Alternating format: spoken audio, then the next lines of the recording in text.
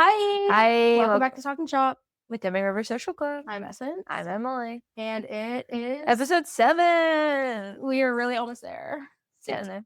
Yeah. So yeah, it is Monday. It's Memorial Day. We're recording on a Monday. I mean, we're supposed to post on a Monday. Oh. Well, yeah. It's gonna get posted today. It is. I'm gonna do it. Yeah. How's your week been? It's been a lot.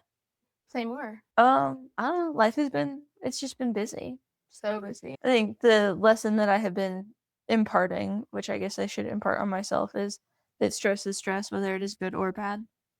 Yeah. It's a good lesson that you're teaching people. Thank you. Okay. Yeah, I think it's been. Don't even ask me. Don't, but the viewers want to know how I am. How are you? Yeah, things have been very busy. We're out of birthday season, praise, because that was a lot. Yeah. But now I'm back on my home improvement lifestyle situation, which is fun. I really enjoy it, but it is like physically taxing. Yeah, I think this is one of the first weekends where our house has not been in disarray. Yeah, we got to use our pool. Yeah. We never posted. We told our viewers we were going to show them a pic of Camp Essence and everything, and we didn't. Our bad. Maybe Sorry. this week. Sorry. Maybe we'll do a dump of the end. Yeah. Whatever. Okay. Follow us at DR Social Club _. Because let's talk about that. And please, maybe they'll listen. Yeah, so if you own the Instagram handle DR Social Club, just at DR Social Club, please check your DMs, because I did ask you, because you actually only have like 2 posts. Like at least a year ago. And I was like, can we trade? Like, I'll pay you. Because our brand is inconsistent right now with the underscore. It's fine if not, because what other option do I have? It's not like I can track them down. Okay. Yeah. Okay. All right. Should we get into work, wife, Overlord, and Nemesis? This is in fact my week to go first. I'm glad you remembered. See, I do listen. And I didn't think one ahead. Will you hand me our 2 guys over there? I'm sure. For you? This is my favorite one. Okay, well, these are your choices. Oh, okay. We have Bomb Pop America popsicle, ice cream cookie sandwich, and chocolate ice cream cone. Choose. I don't know. Right now, America feels like my nemesis. So, okay, work Nemesis, Bomb Pop. Even though I like a Bomb Pop. I love a Bomb Pop. America is kind of acting like our nemesis right now. Valid. Work wife is the ice cream cookie sandwich. Because it's my day one. I love it so much. It's consistent. It's good every time. This one has sprinkles. The ice cream has sprinkles, which means it's a little gay, which feels appropriate. Yeah. And my Overlord is the ice cream cone. Because I like its hat. It feels like a sorcerer hat. It's its body. I like it. It does look like a wizard. You're a wizard chocolate. Cute. Slay. Okay. Your turn. So Survivor 50 just wrapped up, and we watched it with our friends. Facts. It was a good time. You now have to pick 3 friends. I'm just kidding. We said until episode 20. We're not going to bring our real life people into it. Oh. So we're going to go the final 3 from Survivor 50. Aubrey, Jonathan, and Joe. Okay. I guess spoilers if you haven't watched. Yeah, fast forward. The most recent but honestly, episode. That's on you. It's been out for almost a week now. Right. So I would pick, as my work wife, Joe. Okay. He has big feelings, and he does not know how to stay in his lane. Like, he is a team player, even to a fault.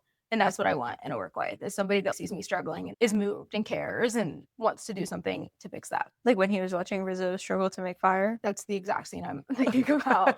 It's like, yeah, if I'm like falling apart, I want somebody that's like, yo, like, I see that you are literally a mess. Let me help you. Fair. I don't want somebody that's like Jonathan was like preying on Rizzo's downfall and was like, yeah, like that benefits me. I don't want that. So Jonathan, I would make my nemesis. I feel like he's like very like, he's a leader. Like, I mean, I feel like he just has the presence of a leader. I saw this study at some point recently. It might have been in one of my books that talked about how the majority of like CEOs are like above 6 feet, even though like I think it's only 15% of men are actually over 6 feet, but they make up a large majority of leaders just because they're tall. And so I feel like he has that on his side. Well, he has the audacity of a straight white man. Yeah. But I just feel like he's not like a big team player. He like Yeah. comes up with an idea and that's what the plan is, and I don't like that. Okay. So he's my nemesis. Mm. And then Aubrey would be my overlord. I think that she's strategic. She does not just talk to talk.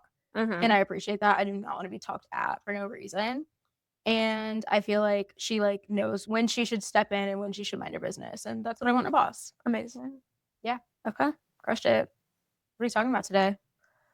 Well, this will be our last episode for Mental Health Awareness Month. Well, it's like tragic because we did in fact skip 2 weeks, I think, in mental health awareness month because we were having mental health problems. And by mental health problems, we were just overextended and needed something had to go. Which is also part of Mental Health Yes, Awareness facts. Month. And I think what we had talked about in like the last episode was that it's not something that just ends in May. Yeah. But it is the last episode dropping in Facts. Mental Health Awareness Month. Yeah, before our month. Gay month. Happy gay month. Because, you know, you're gay and stuff. Yeah. We should re-record that. Yeah. Like, Thank Dukes for all the queer pop stuff. And that will be our marketing this month. Yeah.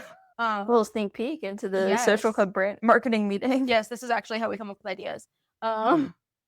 Okay, so what are we talking about? I believe you had some facts pulled up for us. Well, we said we were going to talk about education. Mhm. We talk about awareness and we talk about education. I think like it's dope that like things are more aware, but we kind of wanted to talk about like just because it's more aware doesn't mean that it's more accurate. I like think correct. Yeah, I think awareness matters a lot, and where you're getting your information from matters even more. That you can be aware of a lot of things, and the things you can be made aware of could be not based in fact. Yeah. When I think like knowing what you actually need to be made aware of is important. We had a meeting a couple months ago and we were talking to somebody about what we do. And they were like, yeah, if people come to me and they're like crying, I literally have no idea what to do with them. Like I just stare at them and like hope they stop. It reminded me of the meme with like the broom where they're like reaching out and like petting people. And I feel like when we talk about being therapists, especially to execs or like CEOs, that is always like one of the big things that they are like, oh my gosh, I don't know how you do it. I don't know how to deal with other people's like feelings. And it made me like think about all of these like people facing like jobs and everything. Like, how do they actually learn about mental health? I think mental health is something that we're simultaneously expected to know everything about, and there really is no like formal channel to learn. Yeah, unless you become like a therapist. There's no mental health for dummies kind of. I think the first time I was like exposed to any like formal education about mental health would have been when I was in high school and I took my AP Psych course. That was like the first time in a formal educational setting the mental health or like your brain or emotions were sat and talked beyond like happy, sad, mad, bad, like kind of the elementary. I feel like emotion words. I remember that because I did like some of my psych classes at the community college when I was in high school. But I feel like there's a difference between knowing about like psychology and knowing about mental health. And I feel like I was taught about psychology, like there are neurotransmitters and these are the parts of the brain, but like actually that did not help me do anything. Yeah. It also makes me think about like how I was even diagnosed with ADHD, which is something I don't know. I'm sure we've mentioned. Okay, well, we might not have talked about it on the podcast, but if you have ears, you probably have noticed that I have ADHD. I was diagnosed in 2016 when I was in graduate school but I was really struggling when we were learning assessment. When you learn how to do psych like assessments, for people that don't know, obviously you do, but you basically have to like go through and you give the test and then you go back and you score the test. And like scoring is not just like right or wrong. You kind of look at the different qualities or things that people say, and there's a different score that corresponds to like different responses. And then you have to add it up, and then you have to compare whatever score that person got to this like table with approximately 2-point font to see like what actual score they get. So it's like a multiple step process. And I was a kid that was like gifted kid in math, like all the way through. But when I was in grad school trying to score my test, I was like doing addition wrong.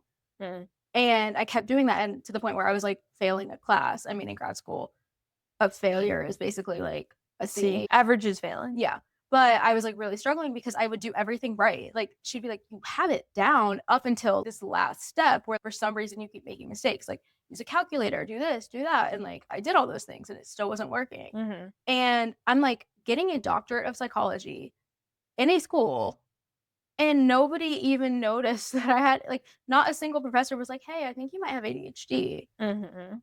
And I think You like were in that's a room filled with you were in every single class with somebody who was qualified to yeah. diagnose you.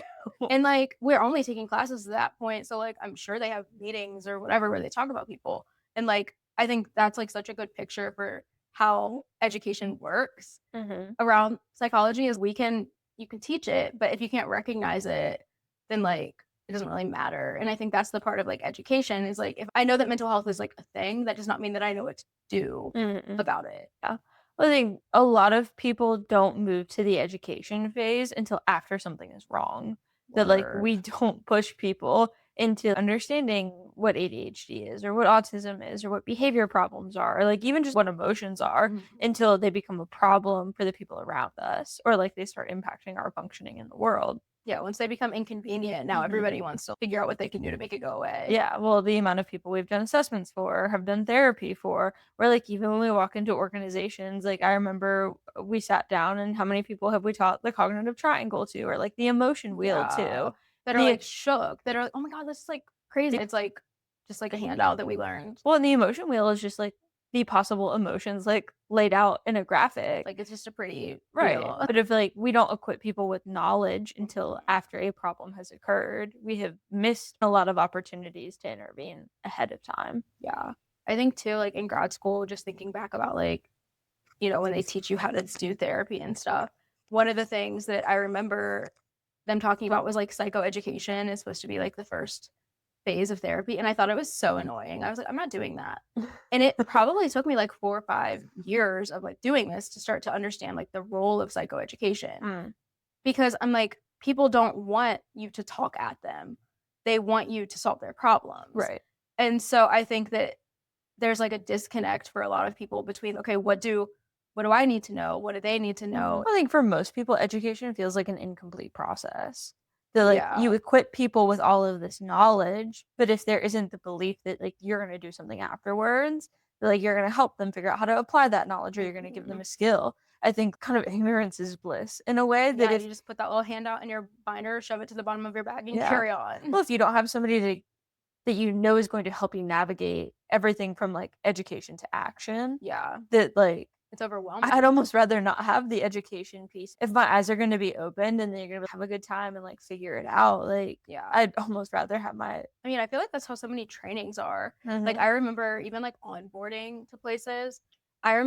I worked at a community mental health place where our onboarding was like 2 weeks. And it was literally just people, like, we sat in a room, they gave us a couple snacks and walked through every document of like the organization. It was painful. horrible. I was like, and there was no connection to like how I would actually be using that. So they're like, this is how you write a note. But like, I did not have an account to write a note. Mm, I didn't have any visuals. Like, it was like screenshots on a PowerPoint slide. And then like, I didn't even get a copy of that.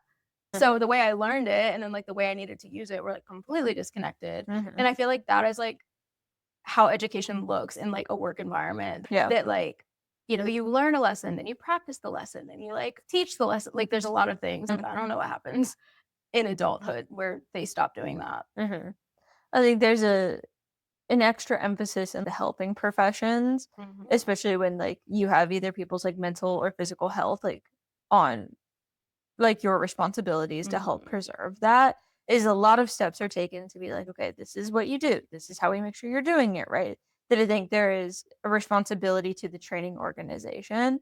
I think other careers that don't have like is like high stakes kind of For like consequences. people related stakes, like Right. a spread like revenue or something. Right. That it's like still important and you're somebody's not at risk for dying as a result of messing something up. Yeah. That a lot less care is taken on it. And I think like grad school, like for us, the emphasis was on all of those things because it was relevant to the work that we're doing. But if I have to sit down and teach you Excel, then Yeah. talking about like your emotions feels less relevant to the job, even though it is incredibly relevant to just our functioning in the world. And that's what we were talking about last week is like we often lose the humanistic component Mhm. of this all. I think that is a piece that like as our world focuses on our jobs as like identity characteristics that sometimes we focus so much on the task that we lose the human element of like what's going to make you a well-rounded person and not just what's going to make you good at this particular task. Yeah.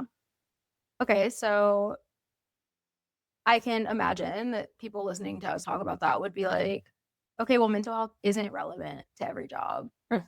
So, like, what would you say to that?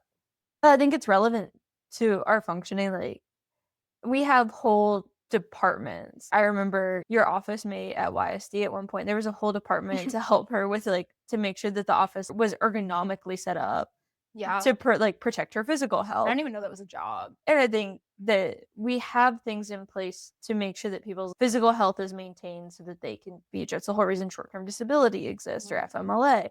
We have systems set in place that if your body is not able to meet the expectations of your job or is like impacting your quality of life, that there are steps to help you get support and make accommodations. That like it's the same thing for your brain, that our brain has to run so efficient. There's so many things that it takes for it to run efficiently, that one of the first things that our brain shuts down or like powers down during moments of stress is our executive functioning. Every single job that exists in the world requires executive functioning. Yeah, I don't think people realize that productivity isn't mental health.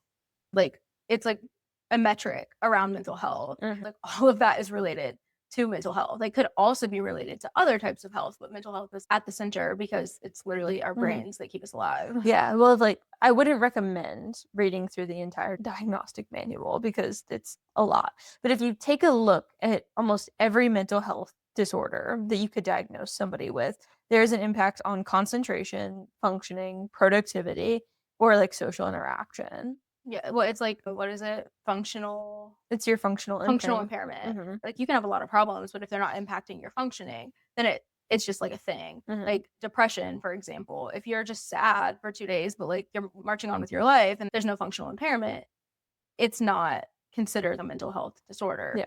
As soon as it starts to impact your occupational, social, academic, whatever functioning, like that's when it becomes disordered. And so like my thought would be we're actually allowed to intervene before things are disorders. We're actually allowed to see like somebody struggling with their mental health or like struggling to be focused at work and say like, huh, let's not let this get bigger. Well, and mental health doesn't come into play at the point of a diagnosis. That mental illness. There are many steps in between that somebody could actually like support could be really effective and be far more preventative. I don't think a lot of people like realize how much energy our brain takes to function on a day-to-day basis because like it's an automatic process. Like our brain wakes up in brains, but the amount of connections that it takes just for like your heart to beat or for you to breathe and the like our brains inherently focus on saving as many resources in our frontal lobe, which is responsible for almost all of our executive functioning, is the thing that takes up most of our resources. And so our brain is constantly doing cost benefit analyses to focus on productivity and efficiency. And if our brain is like, you don't have enough resources, the executive functioning in the frontal lobe, the brakes of our brain, is the first thing to lose access to those resources. So, executive functioning is the parts of our brain that basically help us. I'll talk about it in the way that I break it down when I teach like ADHD. Yep. So, there's a bunch of different functions that go under that category, but the first I would say would be like planning and organization. So, this is our ability to like look at a task or a thing and come up with a plan that makes sense to carry out said task. So, if I have to clean the house, it is me sitting there and being like, all right, like what would be step one? What would be step two? Like kind of putting them in order and then figuring out how I'm going to approach a task. Organization is, do I have all of the things and do I know all of the things that I would need in order to take that task on? So this would be like pulling together standard operating procedures and like following the steps and knowing what website to go into and what is your password and like that kind of stuff. Then we have like doing and solving. And so this is our ability to actually start a task and see it through to completion. And solving would be the areas where we run into like challenges, like something's not working the way it's supposed to or the way that we were taught, to be able to like pivot and learn from that situation. We also have monitoring and regulating. So in our brains, I always think of Inside Out, the movie. There are parts of our executive functioning that are responsible for staying in the loop and knowing what's going on with us, what's going on outside of us, and then regulating and keeping us at a space that we can function. So if I'm super overwhelmed or I'm super tired or I'm really agitated, then I can't plan and organize. So part of my executive functioning involves regulation. And then I added another one. I don't think this is in the document that you have, but it's advocating and relating is the other part of our executive functioning. So being able to say like, hey, this isn't working for me, or I need help, or hey, person that is here and that taught me this, like this isn't working for me. But I think that self-advocacy is a very important executive function. Absolutely. Is like, if I recognize that something's not working for me, but I don't know how to communicate that, then like I'm not going to be as successful. Yeah. And so that's kind of what we're talking about when we're talking about executive function being such an important part to the workplace and to our organizational functioning and even us as individuals is like you basically can't do anything without using an executive function. Right. And like the crazy part is that the majority of those functions live in one part of our brain. A lot of it, which is the reason, I think that is like the commonly like that would be what most people would say is like with our frontal lobe. One of the things that I've learned when looking at ADHD specifically is that a lot of the work is actually done with our neuro like pathways and the interactions between structures of the brain. That's where things can get messed up. And like stress essentially like hijacks our brain and focuses like and puts all of our resources to like our amygdala, our fight or flight response. The lizard brain. And so it stops communicating with the frontal lobe. So I think like different circumstances maybe like activate different parts of our brain, but most parts of our brain interact with our frontal lobe. And that connection is the mediator. Yeah. I think, and that's when our brain decides to reroute its resources, we lose the mediator. Yeah, because it's the last part of our brain to develop. Yeah. And so we can survive without it, but not thrive. Yeah. And let's go ahead and debunk it. Your frontal lobe is not fully formed at 18. Did people think that? Yes. Because that's when people are like, you're adults, your brain is fully formed, you should be good to go. Oh, well, yeah, no. And a lot of people said 26, but there's evidence to support that it's like into our 30s. Yeah. Basically, your brain is always developing. You can always learn new things. Shout out to neuroplasticity. Yeah, if you think you got it, you probably don't. Right. So, like, that's okay. Yes, our frontal lobe kicks in much later than I think a lot of people fully realize. And it's the first to go under stress. So, if you think about, like, you're struggling to be productive, like, let's look at why that is. So, we started that education. We started talking about, like, executive functions. So, if you had to write a curriculum for, I think it would vary, like maybe by job, but let's just say like a leader or like just anybody in a workplace. What types of things do you think that people would need to know about to function effectively? Emotions 101. I think understanding your emotions is like the first big step to understanding your brain, period. Tell us why.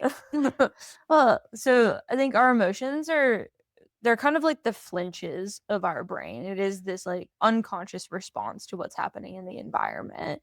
And it's data that we can interpret both like internally and externally. That it is not only something we experience, but like other people get to witness and how like we react to the world. I think it's a good way that our brain is able to tell us what our responses, what our reactions, our thoughts, like all of those things interconnect, like how they're interconnected. It's all data to show us like how we're interacting around the world and like how we're being impacted by like whatever sensory input is coming in. So I think emotions 101, that if we can understand our emotions, we are given a common vocabulary to communicate with other people. That it serves as a really good translator tool, that people might not always get our full internal experience. Our brains all work so differently, but emotions are a common connecting language. That's my favorite thing about emotions. And I tell people all the time, like, I cannot guess your thoughts. I cannot guess like your physical sensations. But if you tell me that you're feeling sad, I know what sad feels like because I have sad too. Yeah. And it's like our common language to communicate our experiences. And I think there are a lot of emotions that people are like comfortable communicating, like happy or like excited.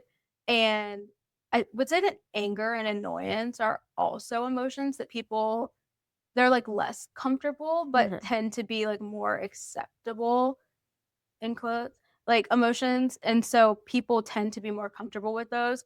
But I think there are emotions that if people were more comfortable like identifying, describing, and sharing, that like things could be better. Like I think overwhelm is one of them. Yeah. I don't think that we're always great at identifying like that is what's going on with me right now, is that I'm overwhelmed. But if you can pinpoint like I'm feeling overwhelmed, then there's natural next steps to that, which is 100%. let me ask for help. Like let me tell somebody. And if I tell somebody I'm feeling really overwhelmed, can you sit here and like help me sort out what I'm doing?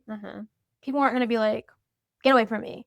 Unless they are also overwhelmed. Yeah, but like then it might be like, yeah, same, I'm overwhelmed too. And like now we're on the same page. We can work together. It's rare that like you say like how you're feeling and people just tell you to go away. But if you're like, this job is crazy and it gives way too much work and everybody sucks and I hate my boss, like people probably aren't gonna like run to your rescue. Yeah. So I agree. Emotions, big deal. Okay. What would your next part of the curriculum be? Regulation and coping. I think you can identify your emotions, and if you don't have a way to deal with those, then it doesn't really like do anything about it. I think a lot of people view their emotional or even cognitive executive functions as a thing that you're responsible for independently. And like, so if I'm having trouble concentrating, then like I need to do something about my concentration. Or if I'm having trouble being on time to work, then it's my job to figure that out. And I think like it is so ineffective to approach things that way when a lot of those things are like systemic and have to do with the actual environment that you're embedded in. And so I think with identifying emotions, I think workplaces and like honestly just groups of people need ways and formalized channels for people to do stuff with those feelings. And so I think as an organization, like if I was designing one of the things that I would want is like a breakdown of if you're feeling overwhelmed, like here's the policy. If you're feeling that you're falling behind or like your brain's just not giving or like you are distracted because you have like external life things going on, like do this. If you are struggling with finances and that is becoming a stressor and impacting your work, or you have a second job because you know you're like not making ends meet, you're afraid, you're anxious, like here's a policy. I think if we had like emotion driven policies in the workplace, then people wouldn't have to guess what they're supposed to do when they feel that way. They would just follow the steps. Absolutely. So that's what I would put next. I would add teaching people how to effectively like audit or reflect on their mental load. I don't think we often sit down and think about everything that is on our plate because it is overwhelming. The same way that like breathing, heart beating, all of those things are like automatic processes. Like we have a lot of things that are automatic in our life that are just a part of a routine or part of set expectations or part of roles that we never really questioned or asked why they were there. That if we sat through them, it would be really overwhelming to like sit down and list every single task that you do in a day. And there are things that are in the background that are taking our resources that if we're not aware of them, we could feel like we're coping the best that we possibly could. And when we still have no battery left at the end of the day, if we don't understand all of the things using up our resources, it can feel very disheartening to feel like you're coping, you're doing yourself, you're going to therapy, you're doing the classes, you are going to yoga, you are going outside, you're connecting with your support system. And at the end of the day, you still feel like you're drowning. I think if you can't do that full mental load, or at least teach people how to do Know that, your stressors 100%. and supports. Yeah. I think that one is interesting. I think one of the things that's interesting about that concept is that I think the way that our brains work differently comes through here. I think that for people that are neurodivergent, and this would actually be a part of an organizational curriculum as well, would be neurotypes or just like learning styles, like the different ways that our brains like work to obtain information and utilize that. Because I think for a lot of neurodivergent people, like myself included, the thing that tends to take like my attention is the thing that is the most urgent and the most emotionally stimulating. Like that is the thing that feels the most important. So if I have a project that I've been working on for 3 weeks that's due next week, but nobody's asked me about it, nobody like seems to be keeping tabs on it or anything like that, and then I have a email that I need to respond to, and the person is like emailing me a million times, like it's not even that big of a deal, but they're like angry with me, then like that becomes number one on my plate.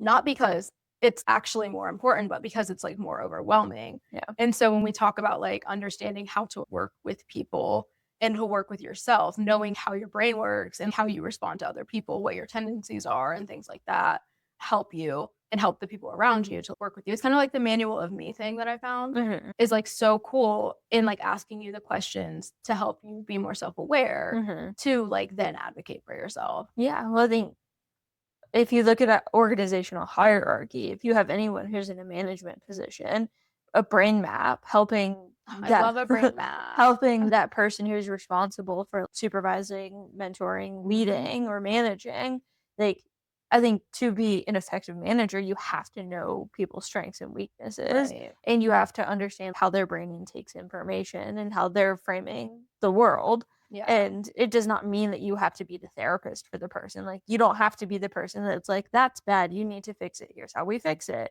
I think if you walk into a team of people, but you have no idea that, like, in the room of 10, there are 10 different ways that Mhm. the brain is working, and you're giving information in a way that, like, a prior team would have taken the information, or you would have intake that Right. information, that it creates a lot of stress up front that could be managed by taking kind of like taking the cost of time of sitting there, doing a brain map, having a conversation, Mhm. dedicating a weekly meeting to doing a brain map, and like taking the L and not getting through the checklist Mhm. long term could set your team up for far more success than just trying to like push through the small disconnects as time goes on. Well, and I think that's the benefit of making it policy and culture. Mm. Like, if it is just a part of being at wherever your org is, then like people learn that in onboarding and it's reinforced every day by the way that people do their jobs.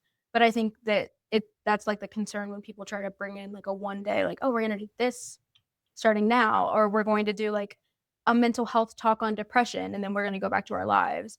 Like, if it's not part of the organization itself, then people have to like work for it. They're probably not going to. I think education is a daily experience. So it's the difference between mastering and competence. Yeah, and like integrating and like Hmm. making those connections and learning, which takes repetition. Yeah. I think the idea behind competence is if competence is like 80%, that we understand Mhm. the material enough to like 80%, that there is still 20% we don't know. And that's okay. We're not expected to make up the gap. And we have to be willing to acknowledge that like there are gaps in our knowledge in Mhm. seeking out more information. And Yeah. that adaptation piece of education, I think, is so important. Yeah. Being able to integrate new pieces of information and take it just from like conceptual to practical Yeah. And like is an learning how the incredibly thing important works. step. Yeah. Okay. So if we were to take like next steps and kind of tell people like how they could build out education or start thinking about it. Obviously, it's like the end of Mental Health Awareness Month, but like that means that everybody's already posted their education stuff, so it should be fresh on the internet. So, like if I were starting like a new job or I was new to my field or whatever, Hmm. what would be some of the things that you would advise me to like look into? And it's a hard question because like every That's why I field, asked it to you I instead of me. think every field is different. Every company operates differently. Like there's Mhm. a lot of different work cultures out there. I think even if the system isn't set up for you to have a complete understanding, or like the system isn't fully set up for all of these steps to be Mhm. taken, there are things every individual can do. Yeah. So like I think that would be a helpful tool for just about anybody to learn more about yourself. Mhm. I think asking like HR for whatever resources that they have, the goal is that you have somebody there who is a library of resources. I think is a good place to start too. That would be a whole talk because I think a lot of people struggle with talking to like HR Hmm. for other, yeah, maybe we put that on the docket, Yeah. to talk about. I think going in and like setting the expectation of like this is how I'm going to communicate about my experience, like having conversations with supervisors or managers. Mhm. I think that's the advocacy piece of being able to like self advocate of this is how I best learn. These are ways that like I think work really well for my brain, or communication, like saying for written communication is best for me so that like I always have a piece to reference. Mhm. Asking if you can record meetings or take notes, those kinds of Mhm. things, like being able to advocate even if the whole system isn't set up for you walk into orientation and it's like we're going to make sure we know how everyone's brains works, but it is going in and advocating and saying, this is what I know works really well for me. How do we integrate this in so like you get the best out of me here?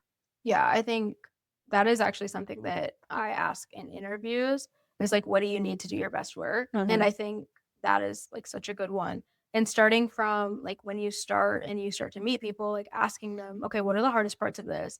People will tell you that. And you can kind of practice thinking about if you were in whatever situation somebody is talking about, like how would you handle that? What would be easy? What would be hard? And kind of like not in like an anxiety way of trying to solve every problem before it happens, but in a way of thinking about like, you know yourself and you know how you operate. And if the most common scenarios include things like being yelled at by clients or having a lot of turnover and you want to be successful in a job, like thinking about like how would you navigate those things up front would help boost your mental health at work because you're doing it proactively instead of reactively. Absolutely. Yeah. What do you think is important?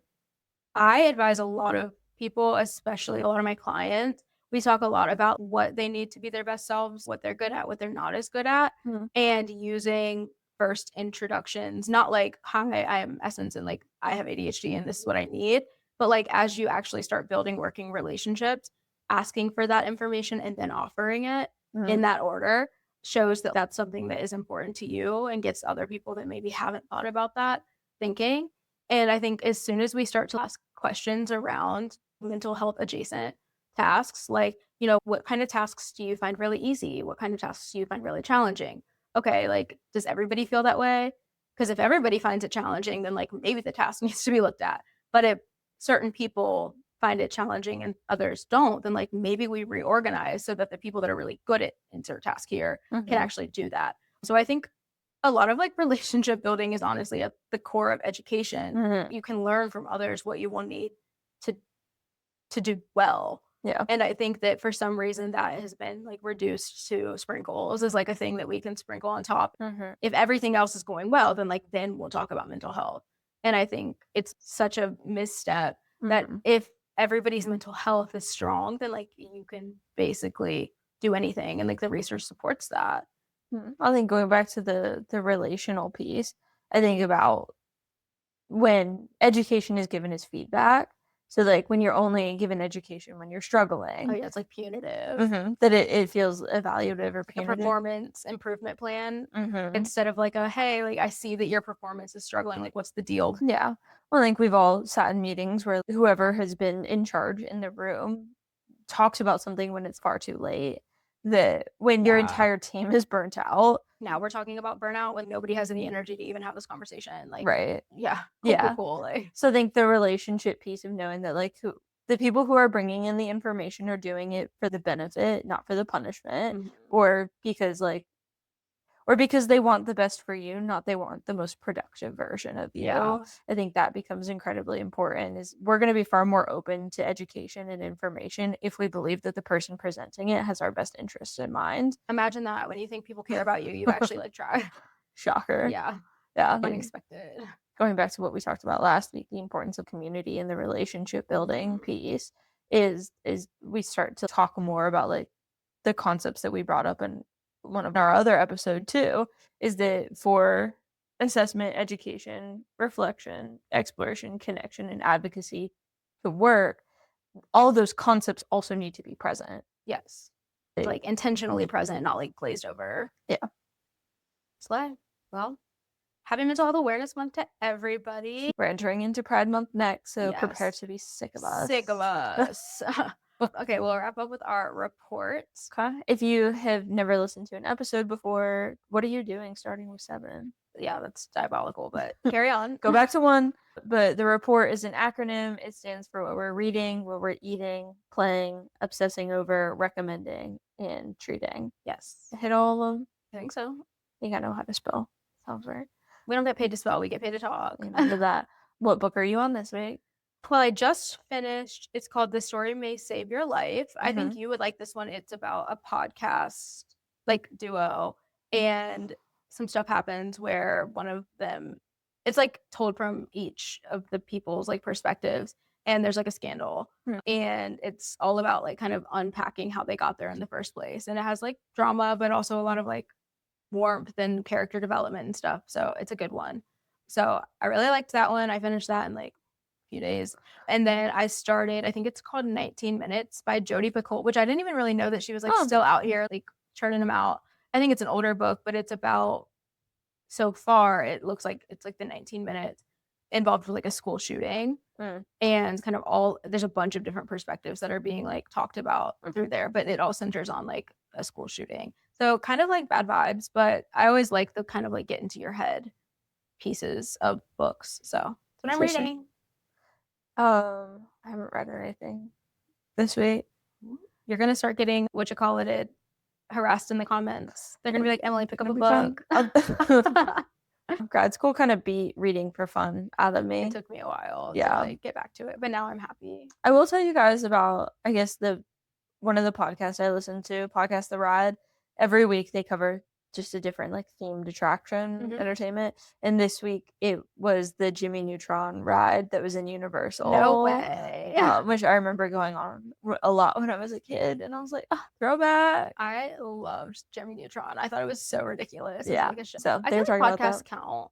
Thank you. They're both like learning. I do consume a lot of content. Yeah. That way. I think that's fair game. Thank you. Because I do audiobooks. That's true. Like, it's basically just a podcast. Some people like argue about that. They're like, it doesn't count as reading. And it's like, okay, well, did I get through a book? Yes or no? Yeah. Like a book is a book. Yeah. Yeah. So that was my podcast episode this week that I'm listening to. Eating. Okay, I'm going first. We went to Hong Barbecue and Grill. Hong Hot Pot and Barbecue. Something like that. I think barbecue and grill are synonyms, girly pop. I know, but a lot of people say that anyway. Like, yeah, a hot pot and Korean barbecue place. And we've been there 3 or 4 times at this point. Now we went with our friend. And it's just so good. And it's all you can eat. And it's like $36. It's so cheap. And like, you can just, the vibes are good. And I just really like learning what kinds of like spices and stuff that I enjoy. And it's fun to like go with friends and just catch up on life and eat some food. Yeah. So that was my eating. We went to Disney this weekend. Oh yeah, I like forgot. Yeah. We went to Disney this weekend and we went to a place called Gideon's Bakehouse. I can't believe we haven't shouted out Gideon's. We haven't been since we started the podcast. I know. They make huge cookies. Yes. They're absolutely huge. They're so good. And we always get some and put them in the freezer. We did. And it was a s'mores cake slice.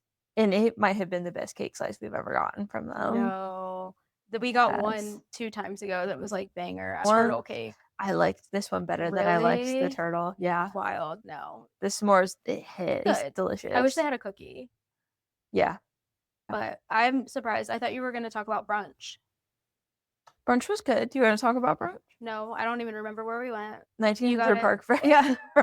We went to a brunch at the Grand Floridian on Disney's property called 1900 Park Fair. Wait, can I say something really quick? Please. Okay, so we both have annual passes to Disney. Yeah. And Emily grew up in Florida and I grew up in Ohio. But when we go to Disney, especially when we go with her mom, I literally am along for the ride. I never know what we're doing or anything. So Emily will talk about our Disney stuff probably the most because she knows stuff. But I do like enjoy it. But I'm there for the vibe. We're not holding you hostage. Yeah, no. Okay. So we went to something called 1900 Park Fair.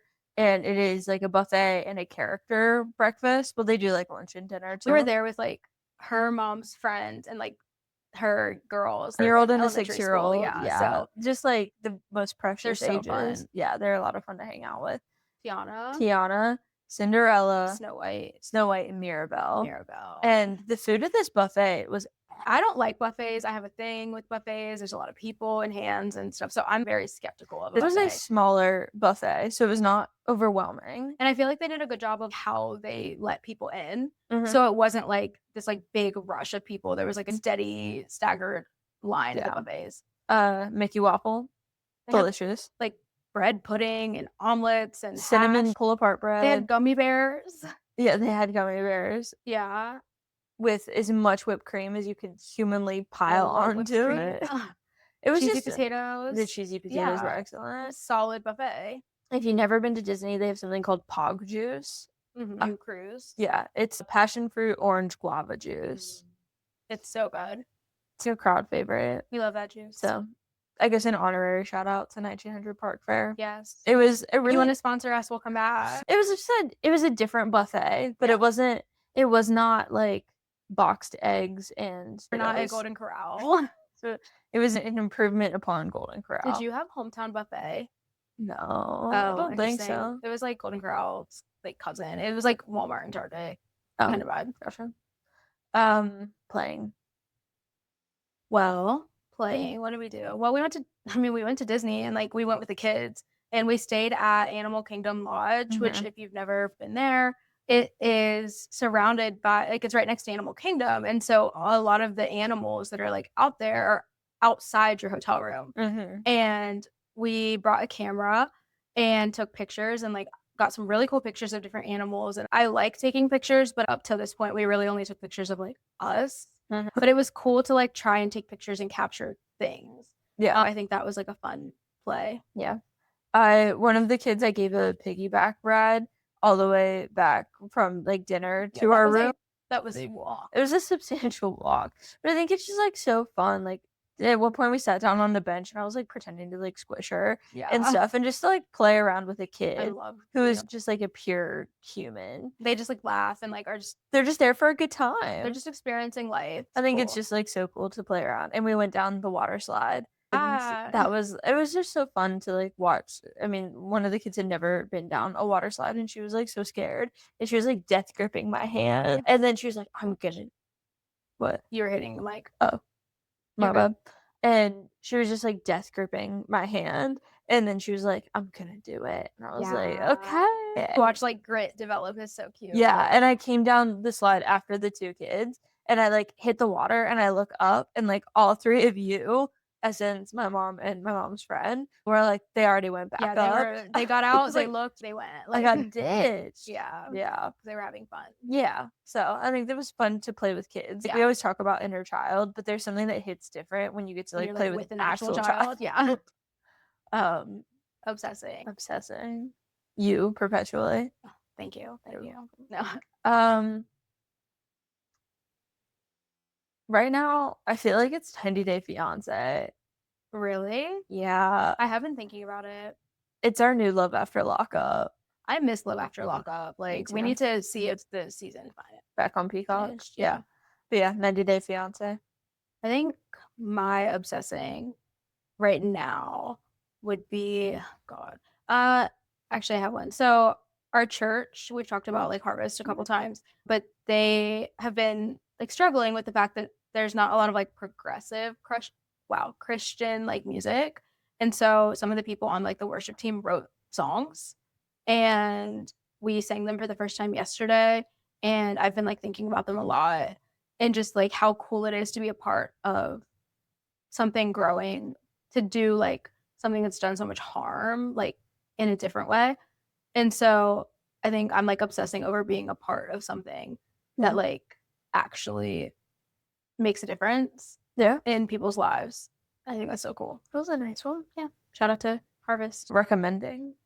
I would recommend trying something that feels like it's going to be hard, that's like low stakes. So we talked about this yesterday, but I did not want to be like Becky Homecki or Bob the Builder, like none of those. Like I had no desires, but I decided to like try and repaint and stain like our medicine cabinet things. And like it has been an ordeal. I've been learning a lot of things and like through learning like how to sand in the proper order and like how to remove stains and add stuff and all the things that go with that. I feel like it's like boosted my confidence. And like we had like a hole in the wall from like before we moved in that didn't look very cute. And like I patched that and like painted over it. And like I think doing a little tiny thing that feels like scary and like unknown has helped to like make me do things more. Absolutely. Do it badly, but like do it. Yeah. I'm gonna recommend going out and seeing the sun. Unfortunately, walking outside is actually good for our mental health. It's actually good. I'd recommend going outside, seeing the sun, just existing. It doesn't have to be for long because it can be really hot, but go outside, be in nature. Yeah. See the sun. Reading. I feel like last week was like so tragic because we were like, oh, we haven't treated ourselves to anything but food. And this week I feel like we treated ourselves to going and like playing and like having fun and being kids. And I think that it was like captured by some of the other areas that we already talked about, but I think was a good way to treat. And I want to do more of that this week, like balancing kind of like work and being an adult with like fun and nonsense. Treat yourself to hangouts with your friends. Yes. It's going to feel like a lot. You're going to not want to do it. When the time comes, you're going to be like, oh, should we cancel? But like, no, you should not cancel. Just do go. it. Go hang out with your friends. And do low stakes hangouts. Like, I think that's made the biggest difference. It's like most of our hangouts with our friends are like, we look ugly. Like, we're like, dress ugly and go to hot pot. Yeah, like we're getting hot pot. We're like going to watch Survivor. Like, we're like, okay, come over. Our house is a mess, but like, we're just going to sit and like eat food and like watch TV. Like, doing it like that has made it where we like see people more. And also, it's just like 100%. Not as overwhelming. Yeah. Yeah. So that's the report. That's our report. What's yours? Drop it in the comments. Tell us. Yeah, we'll be back next week. Yeah. Pride Month. Sick of us. Yeah. All right. So what did we say? Oh, I think we just say bye. Yeah. Well, thanks for listening. I always say thanks for talking shop with us. Oh, yeah, that's cute. Share this with somebody that you think needs it. Like, comment, subscribe. If you ever want to work with us, also, like, we're looking, like, we're still doing therapy, but, like, we are really open to working with organizations. We are located in Sarasota, Florida. So, like, the Gulf Coast area of Florida is easy, but we're not against working, like, virtually with people. So if there's, I don't know, if you have an organization and you think it could be cool, then we have something on our website where you can schedule just like a culture strategy call is what it's called. Yeah. To just like sit down with us for 30 minutes and tell us about your org and see if there's anything that we could do to work together. So I guess we should plug our services more frequently. That might be helpful. Yeah. All right. Well, we'll see you guys in a week. Okay. Bye. Bye.